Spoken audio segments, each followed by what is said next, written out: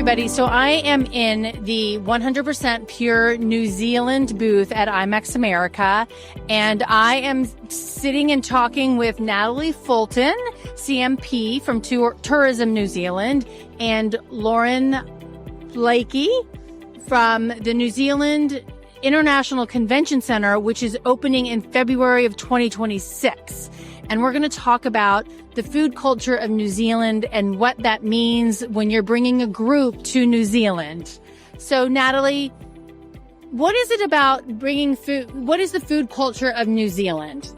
Well, and I love taking groups there because I think people are really surprised at what they find. People know they're coming to New Zealand for sweeping landscapes and they're welcoming people, but they don't always think of us for the food culture. And really the Māori established such a beautiful culture of sharing food over a table. It's called kōrero and kai. It's about coming together, connecting with each other, sharing a meal, and it really is the way to establish deeper connections. And so I think that people need to realize that there are lots of options in New Zealand. It's a beautiful melting pot as well, where we're located in the world. You've got all kinds of cultures that are coming together. So on top of the indigenous experience and the naturally grown produce and beautiful seafoods that are available, you've got this melting pot of cultures coming together and establishing some really amazing flavors within the food. And you're building a convention center, and the purpose is to bring people together.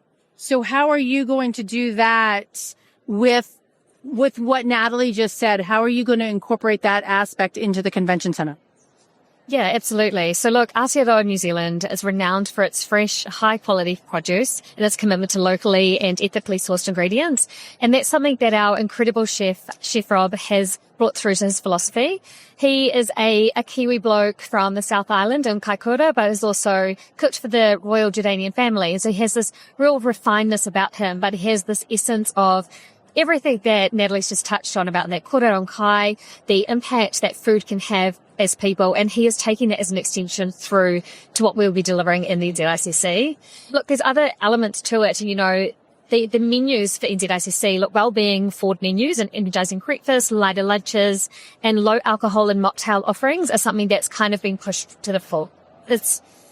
We wanting to make sure that we reflect a really strong ethos and we remain responsible as a host and as a venue to ensure that we're not only catering for those with dietary requirements, but we're also offering options that people can make those choices themselves without being forced upon. Well, yeah, because a lot of times you go to an event and you don't have any options, right? And how are you left feeling with that? I'm going to bring in, Natalie, you and I have had conversations before about sustainability and waste. So I want to just touch on that and how that incorporates into the culture of New Zealand. Then I want to bring that back to the convention center to say, hey, how are you going to manage that?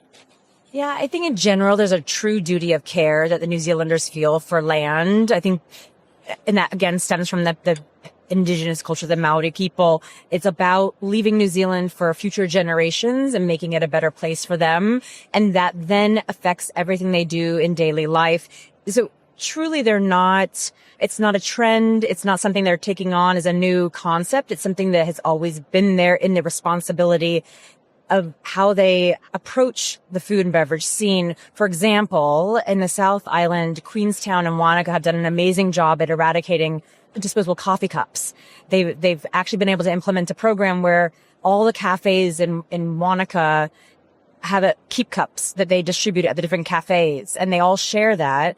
And at the end of the day, there's a service that collects all the cups and redistributes them amongst all the cafes.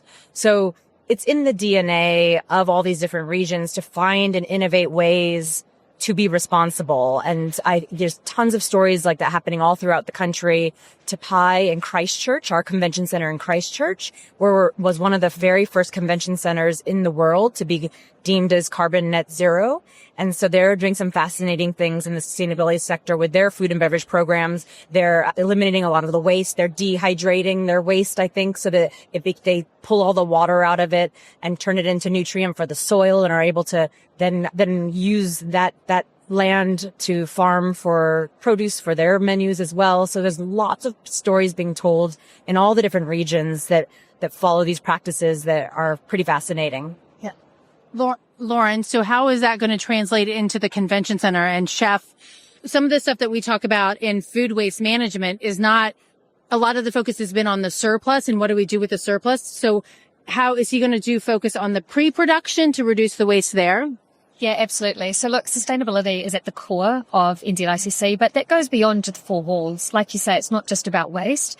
So Chef Rob's kaupapa, which means his kind of ethos and the way he's looking at it, he has really provided opportunities for smaller independent providers to actually grow this, upscale their business. For example, there's this fantastic company down south called Ocean Speared. They are the first commercial fishermen, I suppose we'll call them, that actually have a license to spear fish, and they catch to order. Oh, wow. So all of our fish is caught to order. So in saying that, he'll let Chef Rob where he's fishing for the next couple of weeks and say, this is what I might get. He'll then send it straight up to Auckland. That will get brought straight on ice. And so in terms of, we're not out there trawling for fish. We're not buying it in that true overwhelming kind of commercial sense. But also those bones from the fish and the scrap will actually be repurposed. It's a nose to tail ethos in operation. But also, New Zealand's pest eradication, we take things to the next level and we've done very well. But it's not really known that actually venison and deer are a pest in New Zealand. There are organisations out in the South Island who actually hunt the pest, and so hunt deer, and it's then repurposed and it's sold onto restaurants. So that's where our deer and our venison will be coming from. So it's kind of this ecosystem as well. But look, ultimately, it's talking about upscaling leftovers as well. What can we do with leftover fruit? How can that be repurposed? Things like measuring waste at the end of a dinner, so well, actually, do we pull it back for future operations? But look, ultimately, the NZICC kaupapa around food is so our guests can actually see the full journey of their food from farm to ocean and to plate, with the transparency that we can trace it every step of the way. That's the transparent. I think transparency is a huge word these days, and we need it across the board. And I like the fact that you're doing that with the food and beverage, because people want to know where it's sourced, what's in that pastry that you're serving them. And the fact that you're focused on that is really important. Thank you. Overall well-being, when you're thinking about visiting New Zealand, and how does that come into play when you're thinking about designing menus? Yeah, I mean, that's a huge focus for us too, and always has been. And certainly the 100% pure New Zealand brand, especially right now with a new campaign we've got going on, is all about refilling your cup, bringing you back to 100. We're all feeling a little bit worn down sometimes. And I think that New Zealand has an amazing opportunity to build you back up to your full potential. And there's so many healing things and wellness elements in New Zealand, including like Manuka honeys. You've got beautiful juices and tonics that can be used for making sure you're taking care of your body and your immune system in different ways. So lots of different things that you can be drinking other than our beautiful wines and Sauvignon Blancs that many do know us for years on. We now have a lot of zero proof wines that are being made within New Zealand, some great brands that are known all over the world, which is great at this point. But yeah, lots of option in the wellness space to make sure that people are really taking care of themselves. And just thinking about that, in going back to kind of what you said at the very beginning, and the wellness, it's sitting down at a table with people. Is that really, I think we all should be doing that, but I think we've all forgotten how to do that, and sitting down, and the importance of having a conversation over a meal. How does that, did we already answer this question? Like incorporating that into the meal? Yeah, absolutely. There's an element of tikanga in Te Ao Māori, and that is the way that we do things. And, and an example is when you do your welcome, so your pōwhiri, where your guests are welcomed into your space. Once you've done that, you then stop and you eat, and you break bread with them, you chat, you talk, and you consume in a way that's actually bringing you together. It's not so transactional. You sit down and you share a meal. And I think it's a real essence about sitting around the table.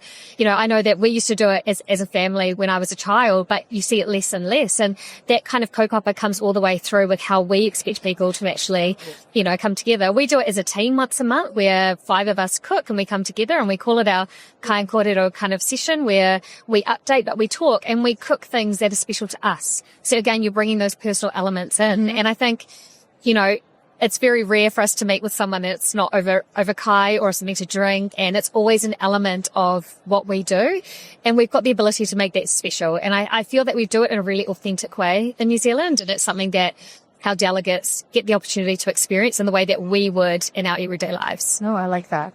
Okay, so you just mentioned that event that you do and you cook for each other. So what kind of food and beverage activations have you seen, or activities that you can you do throughout the entire country? Have you really unique ones, or do you have some plans for the convention center? Look, I think there's some great stories out there that Chef Rob's been able to bring in. So, for example, all of our cocoa is sourced from the Pacific nations because it can be ethically sourced, but we're also providing an opportunity to go back into those communities and help fund them.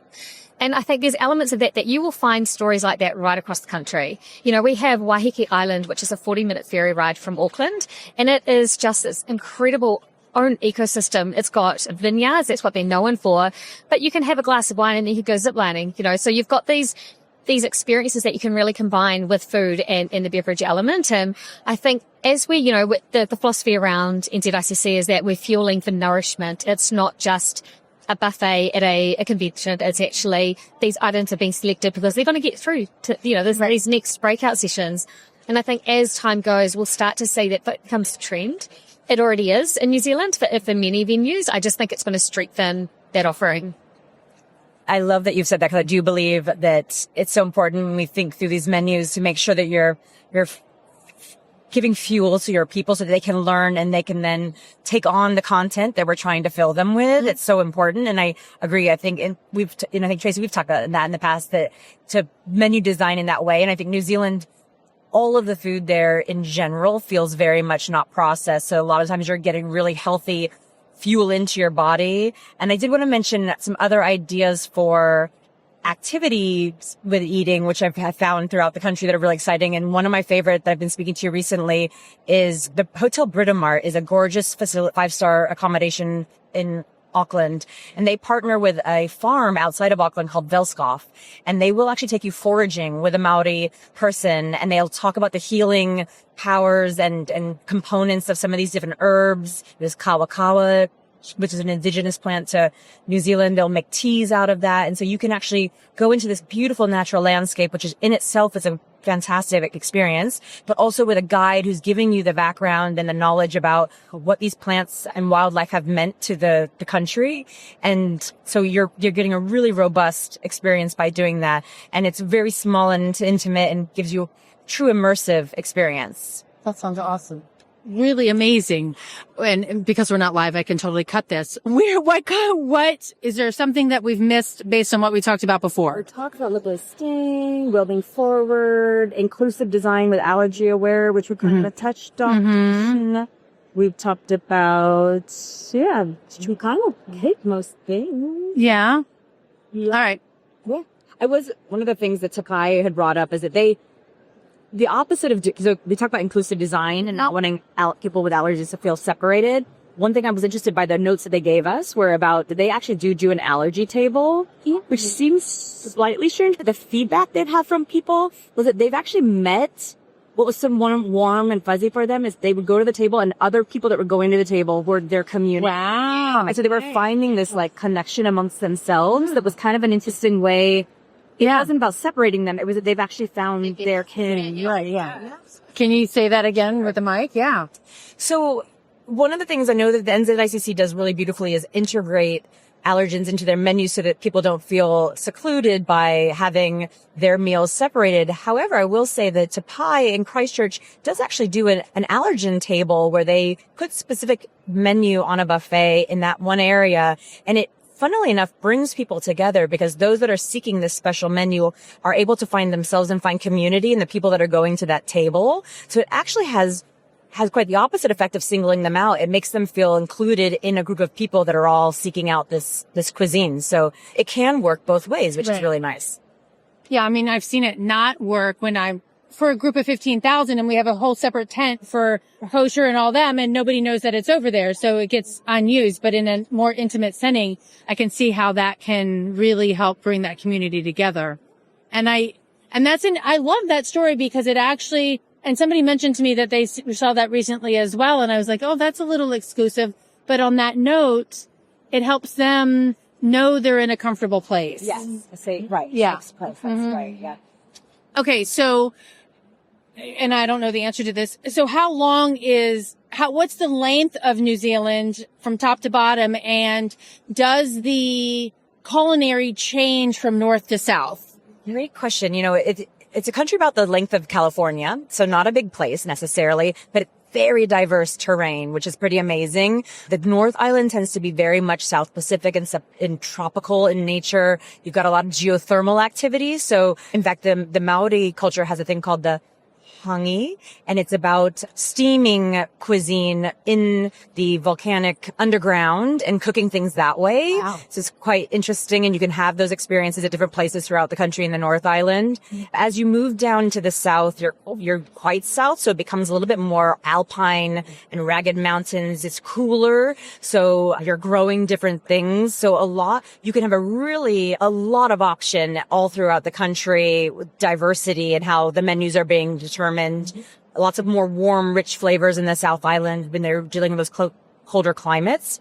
And the other thing I think I mentioned before, but because it's such a melting pot, you do have a lot of the South Pacific flavors showing up in some of the different areas as well. And some of that's dictated by where people are transplanting themselves. So Queenstown, for example, is a very much a seasonal town where a lot of people come to work in either the ski fields or in summer. And so they're bringing those flavors with them during those times. Now, Lauren, are you going to is Chef incorporating that kind of north-south cuisine into the convention center menus? Yeah, absolutely. So being a kōrero boy, he is used to, literally getting crayfish from the side of the road. So lobster, it's renowned in that area. Your fish change as well. So like blue cod in the South Island, snapper in the North Island. But it's also about him taking people on a journey. He's really focused on trying to establish suppliers who are local. So making sure that everything is sourced and traceable, as we've touched on, but actually looking at, for example, we know with wine regions, I'm a huge fan of Pinot Noir from Central Otago. I'm not a huge fan of Pinot Noir that comes from, say, Marnborough and Lower North Island.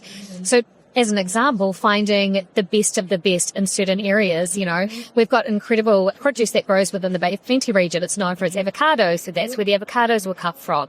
So finding things that make sense. Not trying to reinvent the wheel, but also taking things back to basic. He did this incredible meal for us recently where we had Ocean Spear join us, and they had caught the fish the day before. They bought the fish and he repaired it. But he made a salad out of celery leaves, celery leaves that you would normally just throw away. Right. He paired it with a pear and blue cheese and walnuts, and it was the most incredible thing any of us had eaten. It was yet made, though, using something that you would normally dispose of. So he's really taking that full holistic approach with what he does and his ethos, and I'm super excited for our guests and our delegates to actually get the experience of that. It's special. Yeah. Yeah, totally sounds special. I was somebody, they were talking about today that they actually took the end of a cauliflower and made it so that it looked like a piece of lobster and using the stalks like a scallop. Yeah. Yes. And totally and preparing it that way. So, and the leaves for something else. And because, there's only so much you can do. We think that there's only so much you can do with cauliflower, but there's so much more that you can do. All right. So you mentioned, and we actually have a bottle of Gießen de-alcoholized rosé spritz. So when you mentioned that you have some brands that are in New Zealand, can you talk about that NA market? Yeah, I think it is becoming quite popular. I sit in Los Angeles, so I get to see some of the brands that get to make it over to our market. And Gießen is one of them that's done really well. They've got the sparkling, which I really love because it totally takes anyone who wants the kind of that bubble and that energy, it will totally hit that need for that. They've also got Sauvignon Blancs and Pinots as well. And then AF is another brand that many will recognize in the US, but are huge in New Zealand. And they've got all kinds of different cocktails and mocktails that they're using. And the cans are super cute. So you don't feel like you're not taking part of the celebratory experience that having a cocktail might be. So you've got lots of options in that space. And then even, like I said, the tonics, you've got people working with neurotropics and different berries that are meant to they've proven to be able to give you some of that, the warm and fuzzies that actually alcohol might give you without having to go through the pain the next day. So people are playing with those flavors and those juices so that you can also take part. So now my next question is, so chef is a chef. Is he a bartender as well? And is he partnering with the beverage? Because, I mean, I've chatted with some non-alcoholic beverage experts, and like the chefs are enjoying pairing the non-alcoholic with the food. Yeah, so our Director of Operations, Ian Love, who is fantastic, he and Chef have been working very closely on our beverage list. Because the way NZICC has been designed and it's included so many voices from our industry, we actually brought together 70 of our clients along with, I believe it was 35 different vineyards and 70 different wines, and our clients chose our wine list. They all tasted everything, they took their notes, and then those notes were collated. But also when chefs finalise menus, he has sat down with those lists and been like, well, what's going to pair, what works well. They're an incredible team. They both literally started in the same week, so they've kind of gone through the processes together. It's a really special thing to view. But also Ian he looks at that well-being side of it as well. So to touch on, what Natalie's, talked about. So there's a product it's called by Chia Sisters, and it's actually drinks that have chia seeds in them. That will be an offering on our standard menu. Kombucha for gut health and such like. These have all been woven into our standard packages. And, it's something that chef's also quite proud about. And he's been very conscious of the way that he's looking forward alongside what that overall kind of beverage ethos as well. Because it's always, we say F&B, and everybody focuses on the F so much more than the B, and the B can have such an impact.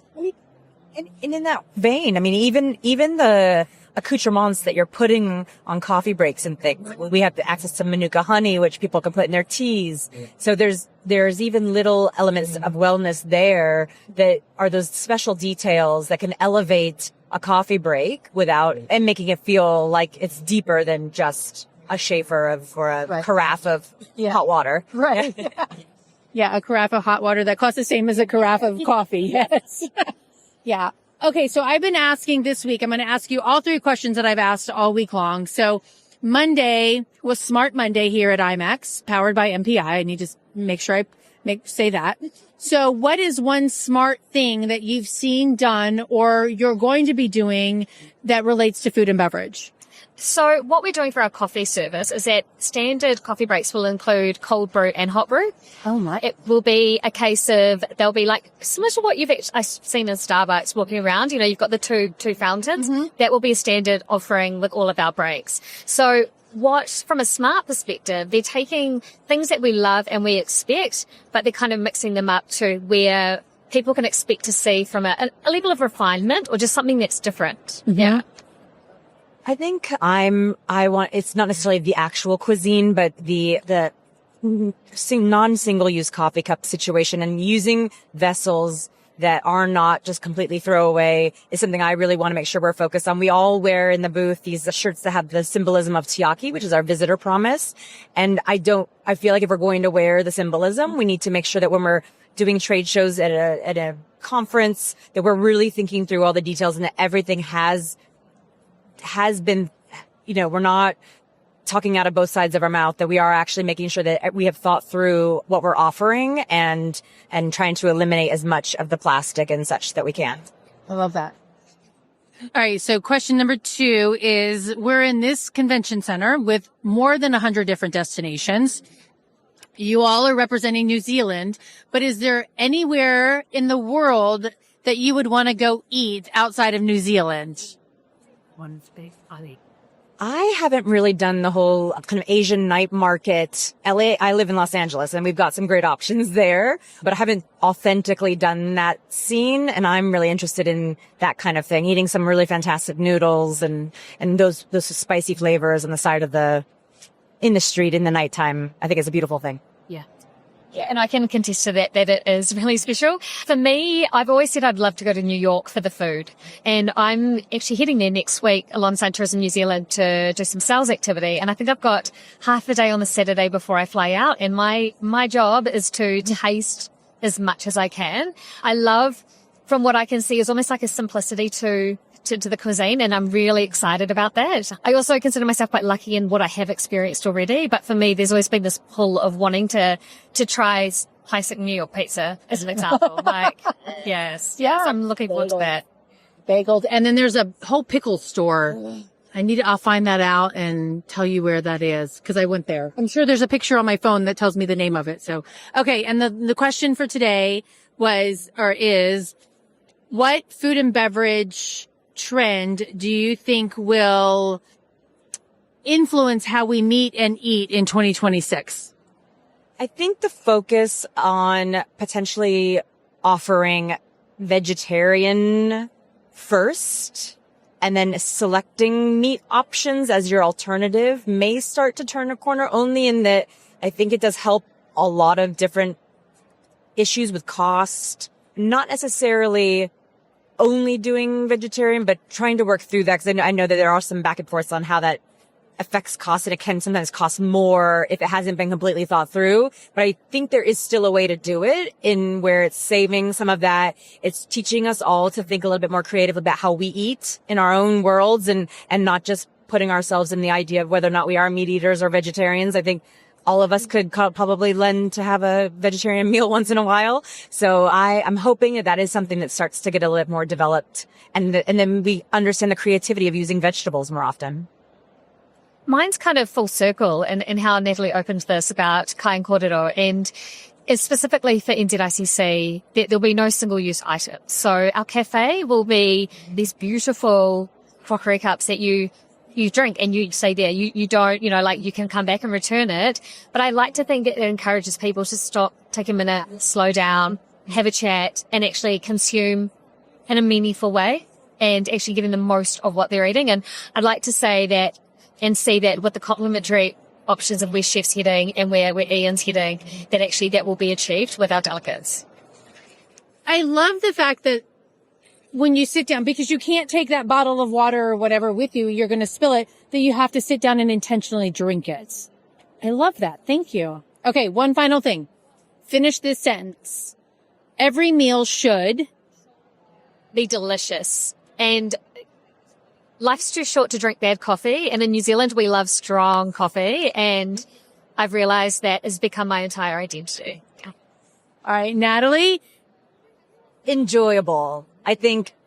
And it's all about your person that you're sitting with. I mean, it is not just about the food. I've actually been on my own health journey this year. I've lost quite a bit of weight. And so I have been really focused on what I've been what I've sat down and eaten. And it is about enjoyment. And it's okay to enjoy the food and the company of who you're with. I think that's what it's all about. You can't be so focused on trying to be really, really healthy or eliminate anything out of your diet. So you got to enjoy it all. Yeah.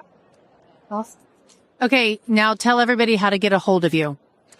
You can find us. I am actually in Los Angeles, so I'm the North American representative. So in the time zone of North America, you can find me on the website of Tourism New Zealand. And anything, if you Googled New Zealand in any fashion, I'm bound to pop up as your representative. So we look forward to connecting with people. So similar, our website NZICC. So I'm the International Sales Manager. Look for Lauren, but look for it spelt LORYN. Yeah. Okay. All right. Fantastic, ladies. Thank you very much for joining me. Everybody, until next time, stay safe and eat well. Thanks for listening to the Eating at a Meeting podcast, where every meal matters. I'm Tracy Stuckrath, your food and beverage inclusion expert. Call me and let's get started right now on creating safe and inclusive food and beverage experiences for your customers, your employees, and your communities. Share the podcast with your friends and colleagues at our Eating at a Meeting Facebook page and on all podcast platforms. To learn more about me and receive valuable information, go to tracystuckrath.com. And if you'd like more information on how to feed engagement, nourish inclusion, and bolster your bottom line, then visit eatingatameeting.com.